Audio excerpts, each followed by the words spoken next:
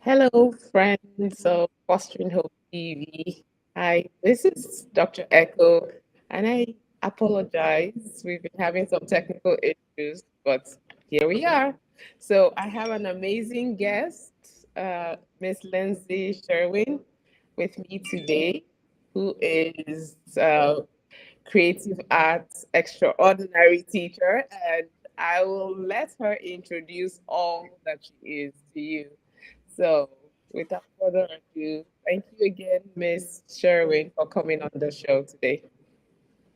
Thank you so much, Dr. Iko, for having me. I really appreciate being here. It's an honor to speak to you about youth in foster care and so many other components of working with young people who Yeah. are very vulnerable. And so, just to share a little bit about myself, I'm a professional artist, actress, and social entrepreneur. And I started a company called You Are the Shift LLC, actually through my work with youth in foster care. And I've been working with this group for almost 10 years now. And so I look forward to sharing about my creative arts journey and how I've used that medium to support them and help them with their resilience. And especially now in this time, because it's so challenging, it means a lot more to me to, kind of talk through what are the implications for this type of approach and how it's so needed more than ever. Yes, you're absolutely right. Because unfortunately, the numbers are not going down; they are going up of the number of children in foster care. So tell me, what inspired you to work with youth in foster care? So I didn't actually know I was going to work with youth in foster care. I started my journey in youth development, and I actually lived abroad myself. I lived in a European country. In high school, I was a student exchange student, and I lived in a lot of different families. And I think part of that contributed to my interest in, working with young people who don't have a family. I actually had that experience, although it was different, the dynamics were different. Um, when I came back after living abroad, I realized like this could be something that I want to explore. I always liked working with youth. I always liked, you know, that population, and I was always good with them. And my first job when I came back to New York City was actually at a foster care agency. So I was helping youth get into college and supporting them through their application process. And I realized that, through working with this group, and it's just so diverse, right? Like I worked with teens, I worked with young adults, and I realized that there's such a great need and there's a higher need than what I'm able to provide. And so that kind of led me to other interests and pursuing my passions to really tie that together and how I can create more effective programming in a greater way. Wow. Yes, that's wonderful. That even though you don't have the lived experience, just the experience of you being away from home led you to wanting to work with kids. So kids in foster care specifically. So can you tell me how you um so you said you worked with the foster care agency. So what led you to starting your own practice of working with kids on your own? Throughout my time in these agencies, I realized that just kind of working with them within the clinical program models that these agencies contract with was not really suitable to me as an entrepreneur. Right. And I just really allowed my interests, my vision to go with me and block out the noise and say, like, I want to create more impact. I have a skill set using expressive arts as a professional artist, as someone who has been training in expressive therapies within a clinical context.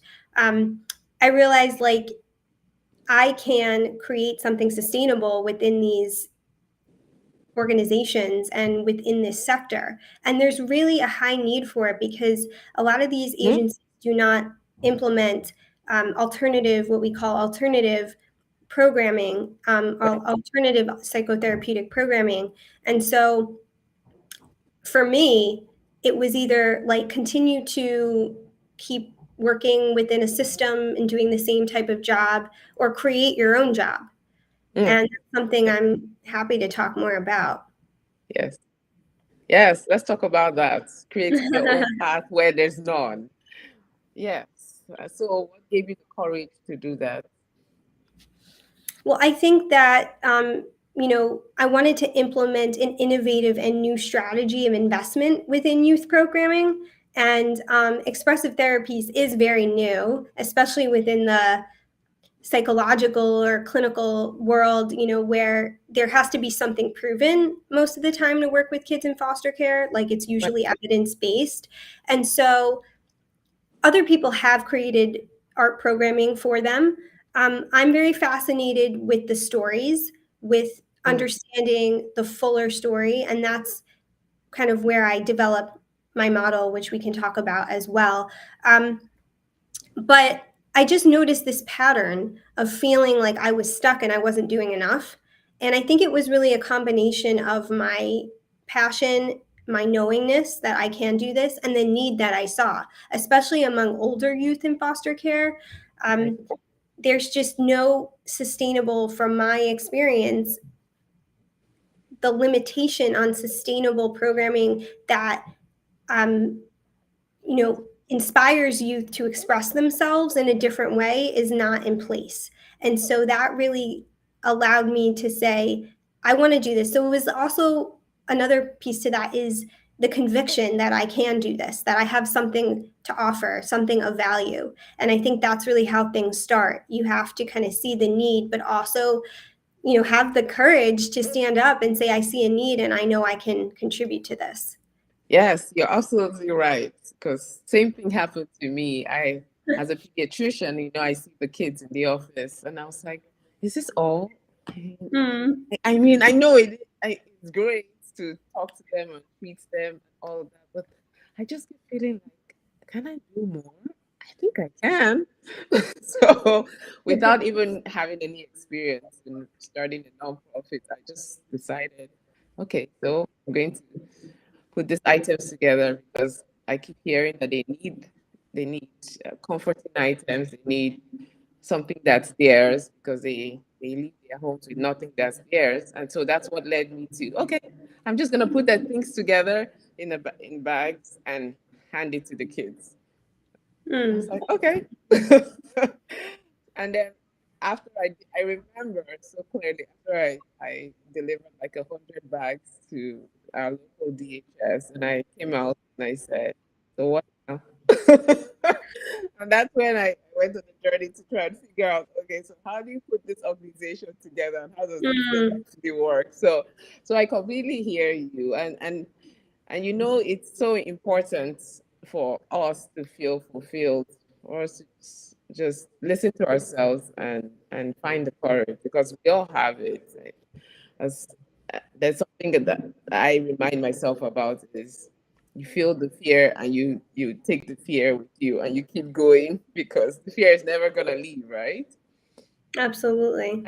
And and it's so important for our youth in foster care to know that even when you're full of fear, I mean, all of us have been given purpose, all of us have been given a gift, and we all are here to express that gift. And so, yes, and the creative arts definitely will help children bring out the gifts that's in themselves, right?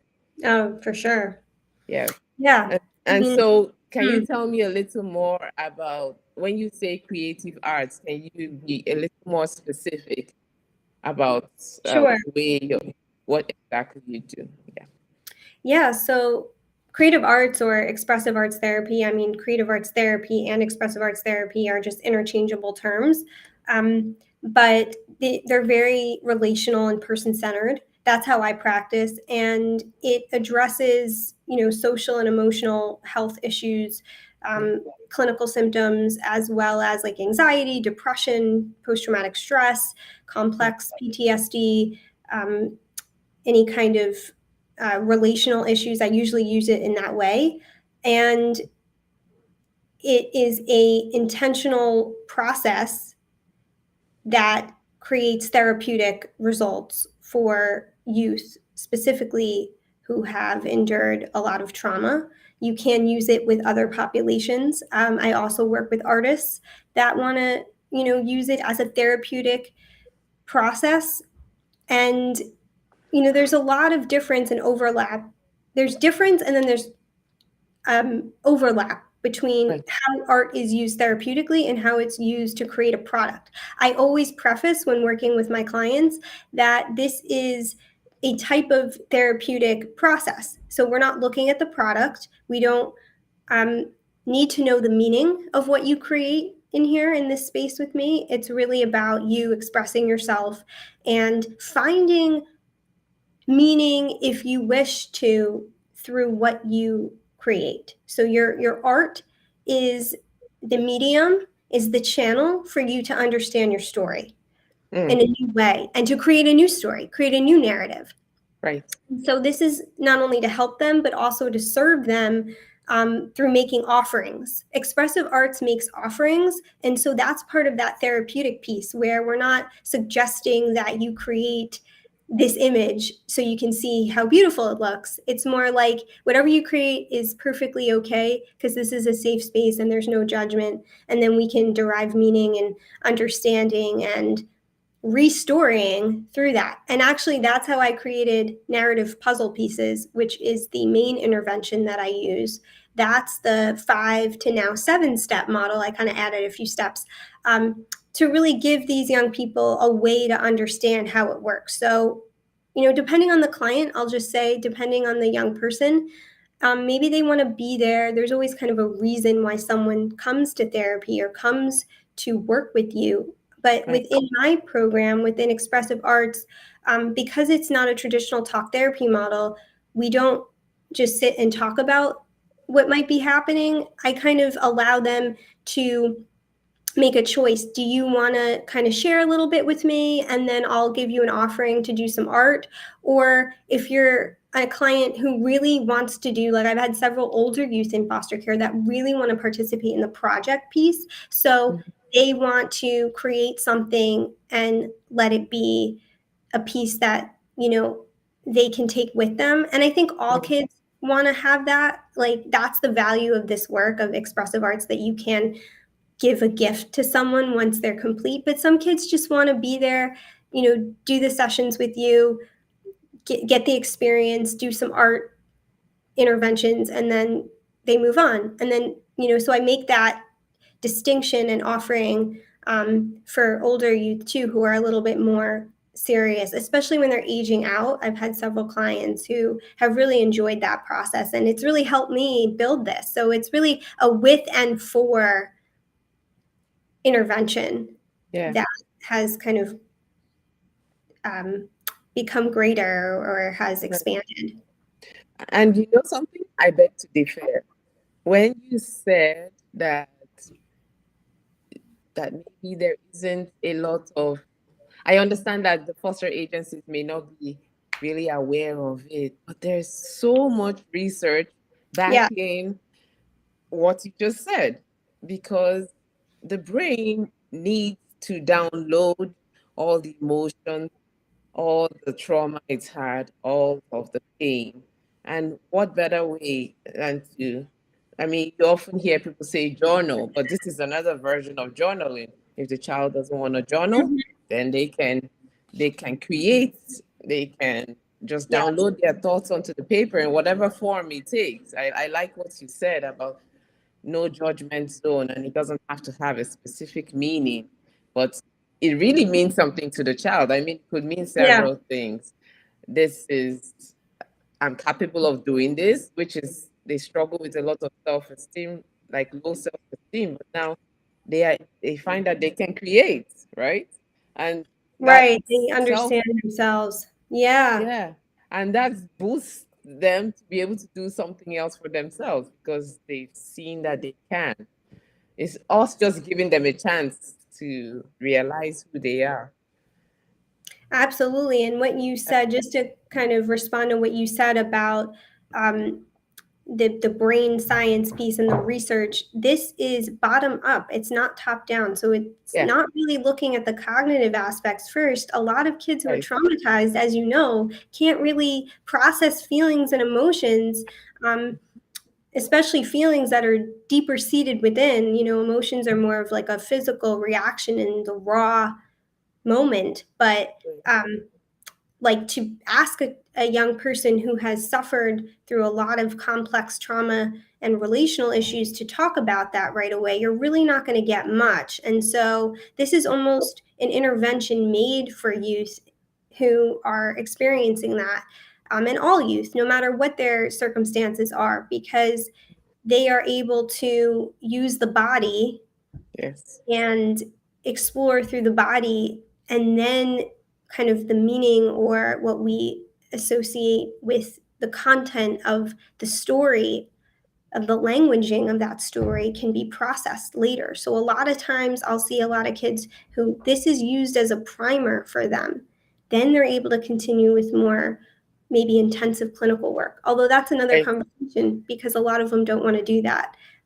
It's a challenge for them to Right.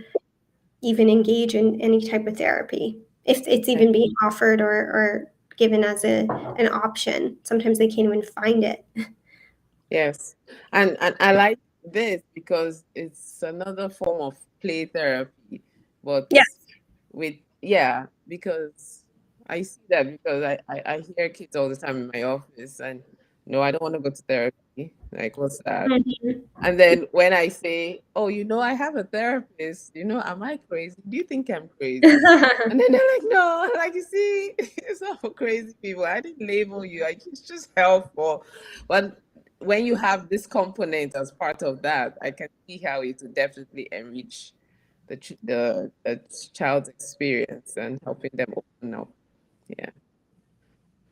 Yeah, it's also a more culturally aligned way of connecting Hmm. um, with this group, and I think that's a big piece, especially now when, our young people are being very isolated and they need to find other people like them who are experiencing the same challenges. Right. They're often stigmatized, but they can connect through this model. It's not just Hmm. kind of talking about, you know, their own problems and then going away. It's meeting other kids and discussing their projects. Art opens the door. It's like a treasure trove for connection and conversation about what is Yes. in common, what we relate, and each person's image, the metaphor through their work allows for that communication to surface, as opposed to like even a talk therapy group where we're kind of all asked to like talk about what's going on, you know, specifically for high risk youth. And I have Right. expanded this program out to other youth populations, Right. youth who have been affected by crime or sexual assault, um, or any harm to them. I've seen the same results, like the stories and the Right. connection to each other through the stories. I mostly work individually, but I have worked in groups, and these stories, especially being in foster care, like that particularly has a lot of alignment with one another. They can really kind of look at, that that relationship Right. between, and they need to work on that skill of connecting with other people. So that really Mhm. allows them to do that in a concrete way. Yes. Absolutely, because trauma, that's one of the side effects of trauma, right? It Right. blunts that whole relational, um, what's the word for it? The whole process of forming relationships because they keep having their relationships broken. So over time, they form the belief that, of course, they usually blame themselves. I'm not good enough to have a relationship. Mm-hmm. People I Mm-hmm. love often go away. So I like that you introducing it in the sense of them finding their stories, because Yes. unless they find their stories, they don't really know who they are, and then they can't even move forward in their life. Yeah, and I've also had kids ask, do I have to be creative to do this? And I think that's a really common question to ask. Right, People might be wondering, do these youth feel like they can do this? And I always say this process is not about creativity, it's actually about expression. And imagination comes from your ability to express. right. But if your expression has been stunted by trauma, then that can be a problem. Although there also is research to say that the trauma allows for the desire to express because it needs to get out. And that's also Mhm. what this work helps with. It releases it. So Right. the difference really between this and just being creative is the ability to exercise the muscle of imagination. So like when I, for example, practice drama therapy, as I am and also a board certified drama therapist, I use that approach too. Sometimes I don't use it right away because it takes some time for kids to warm up. It's usually best with younger kids or teens. It's sort of Right. like therapy, but we're using role playing, for Mhm. example, in that. And they're very open to doing that because they get to use the body. But that's where really like that release comes, like the play comes Right. out. And so I say creativity is a learned and honed upon skill. You can learn to be creative through your skill. But for this, you're going to be creative after you open your imagination and self Right. express.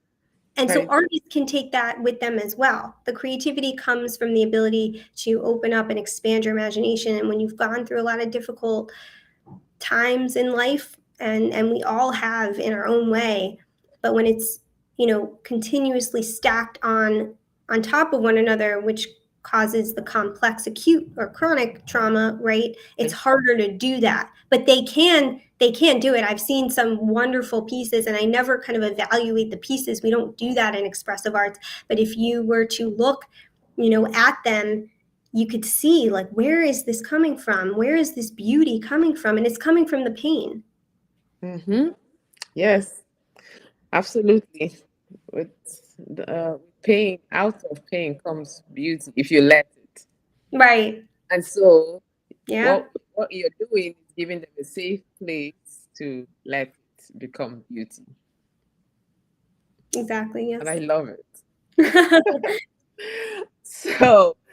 So, CEOs, heads of foster care agencies, I hope you're listening to this conversation, because Lindsey Sherwin, you need her help to help our kids. Yes, absolutely. So, what advice would you give other healthcare professionals or creatives who are feeling like, isn't there more to this? What advice would you give them? There's always more to your own story. You can always add to your story and expand on your story. It's never, um, disabled. You can always enable it and keep going with it and expand it. And I think a lot of this about what we talked about so far is expansion, and it's realizing your vision and bringing it to life. And I think I'll say this, deciding how you show up every day for yourself and others is an extension of the value you create in your world. So it's based on what you see as possible, no matter where you are. So you might Okay. be in an agency and you're not happy there. And it can be very easy to be unhappy in these spaces, right? Not only foster care agencies, but just systems in general, which is where our youth come from. If you're Right. working in the juvenile or criminal justice system, or, other institutions, government. I work with the Bronx District Attorney's Office in New York City, and that's where I get a lot of my victims of crime clients who have been harmed. Um, and there's a lot of trauma there. And so I would say if you're working within a mental health or social service capacity. If you're a social worker that sees clients day in and day out, it's getting exhausting and tiring, and you're almost losing faith and hope. And I hear that quite a bit from Mhm. colleagues and other people. Just reading what people have to say, especially now when the need is so high. Yes. Persist. Persist. You have to kind of learn how to talk to yourself and say, I will persist with the expectation that I will flourish in this space. You may not think that you're likely to do that, or you may not think those people that are above you are going to accept and that they're likely to even, entertain your ideas, but they need to take them at face value, but you need to accept them for yourself first and Hmm. allow that to come forth, just Yes. and there's other ways to do that, but you have to motivate to be motivating. So Absolutely. I got that from Sean P. Diddy Combs said that, and I love it because it's true. Like Right. you can't kind of motivate other people and get to a next step if you don't motivate yourself. And that's really how we started the conversation, right? Like I was just like, okay, I've been doing this. I had some experiences. I'm working with these youth. Now what do I do? A lot of these kids, when I first started, were like, Lindsey, you're an actress, right? I said, yeah, I used to act professionally. They said, you got to do that. Like, go beyond. And a lot of times, the clients that you work with can inspire you. That's what they did for me. They like told me, this is what you can do in the world. I'm like, wait, aren't we role reversing? I'm supposed to be telling you what you can do. I love it. So allow them to help you too. Like it's such a Yes. powerful process, and it'll help your work as well. It'll help your clinical work to be able to like relate in that way and tell those stories. Like not Yes. obviously over disclose, but share.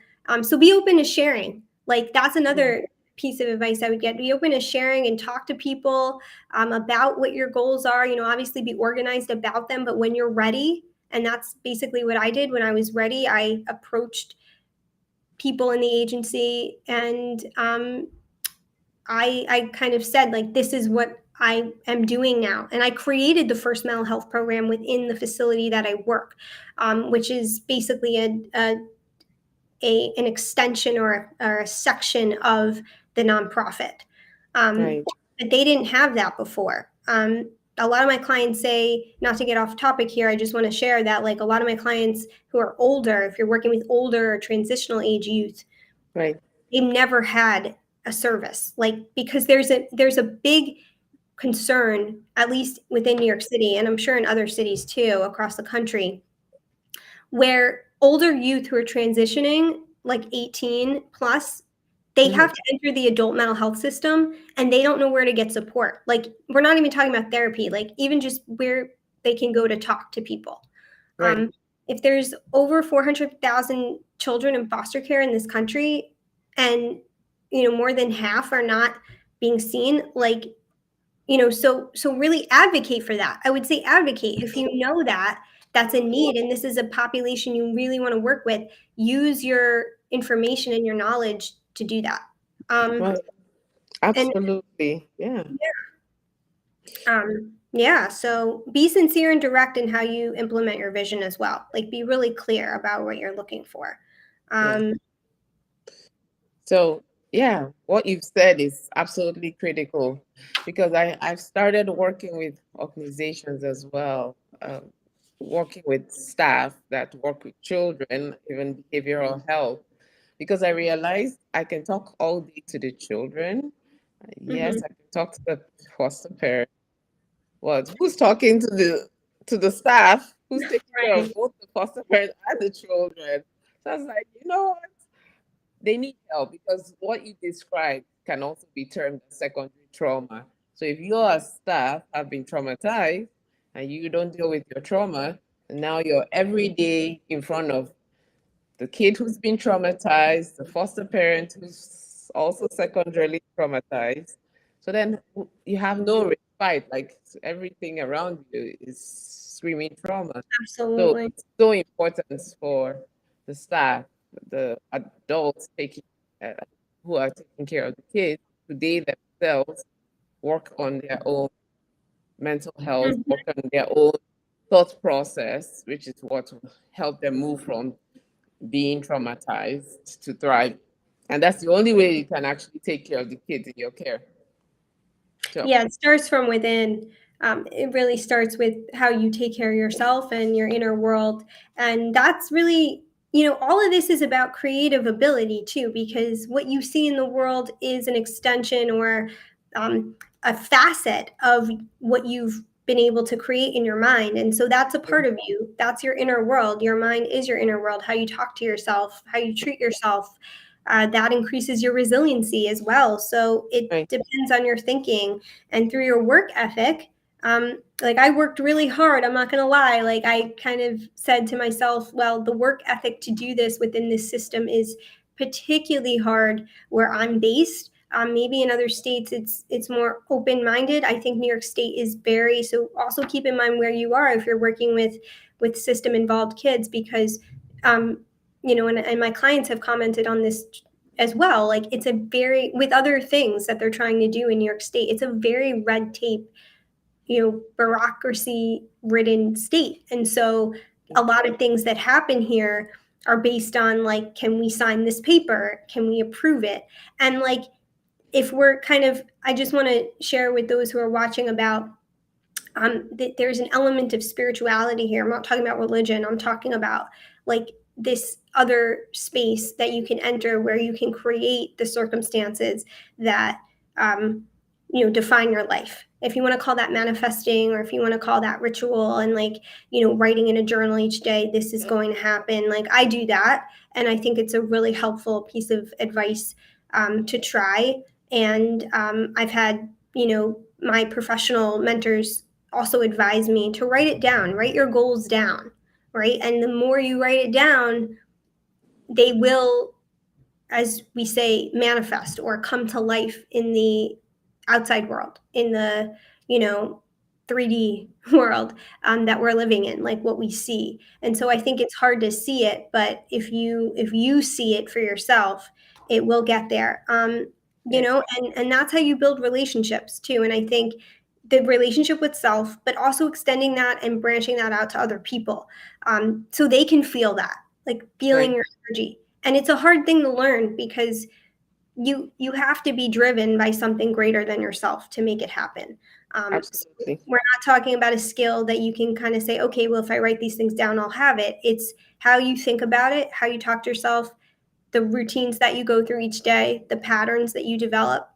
right, And I think relationship building, I would say, is the most important area for innovation, and it's key to fulfilling any vision, because especially within a system that is not very accepting of new ideas, right, you can do this. You can do it. It just takes a lot of moving pieces, like most things in life, but right, um, very carefully, like thought out how you're going to do it so people can see what you're looking to do. If it's not right, therapy, then that's okay. Like maybe it's not therapy, and maybe it's just an art program, or you're offering a service, a consultation. It doesn't have to be service based. But I think that finding the right people, and that's something that I really attribute to my journey, is finding the right people, and nobody will really get you there. You kind of have to navigate and find them. Like nobody gave me the people to talk to that I needed to talk to. I just found right, them. right. Um, and Because so you made the first step and yeah, it's it's followed. a challenge, but just kind of get in a space where you're like, I don't care what happens today. I'm gonna reach out. I'm gonna take that step. I remember when we were talking before, I said this quote, and I kind of just made it up while we were talking, but I remember you saying, I love that. And it was like, if you step in the water and there's a rock near your toe and you step on it, okay, so move the rock aside and keep wading through the water until That's you get right. to that new space. Yes. That's the only way to live. Really. I mean, to really live, not just breathe air and skate through and do bare minimum. For your soul to be alive and Yeah. for you to feel like you fulfill the reason you're here, you have to just keep going. And That's a whole sermon by itself. Right. But the important thing is to everyone listening, you are not your trauma, you are not your pain. Your pain has happened and the trauma has happened, and it's made you who you are. And now your job is to use that pain to create something beautiful, but for the people around you, for yourself first, and for the people around you. That's basically life, definition of life. Yeah. Yeah. So I look forward to doing amazing things with you, young lady. Yes. I'm so great I got to meet you. Me Yes, because too. I took the step of connecting with you on LinkedIn. Exactly. Yes. One Yes. I step. know. And Yeah. I saw So, Fostering Hope. I said, I love that name. yes, thank you. So, can you please tell our listeners how they can get in contact with you? Absolutely. Yeah. You can find me on my website at www.createyourshift.com. You can find me on LinkedIn under Lindsey Sherwin, Expressive Arts Therapist, and the link is below. Yes. And you can also find me on Twitter. If you go on Twitter, I don't usually post much about what I'm up to there. Professionally, it's more if you want to just kind of follow my posts. I also write poetry, and so I post a lot. But Create Your Shifts on Twitter. Okay. Okay. Let's see. I can create the Twitter. Okay. Wonderful. Yes. Well, I look forward. I'm sure we're gonna have another episode together because there are several ways we could have gone with this that we didn't get the chance to. So, so If you give them the at Create Shifts oh, okay. at So Create Shifts. okay, let's correct that real quick.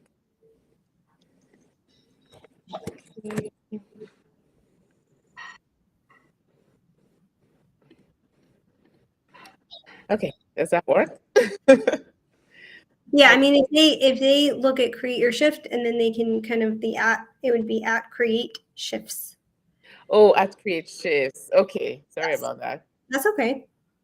Okay, so we'll have all of that in all the corrected links in Mm-hmm. the show description. So Sure. for people to find you and work with you.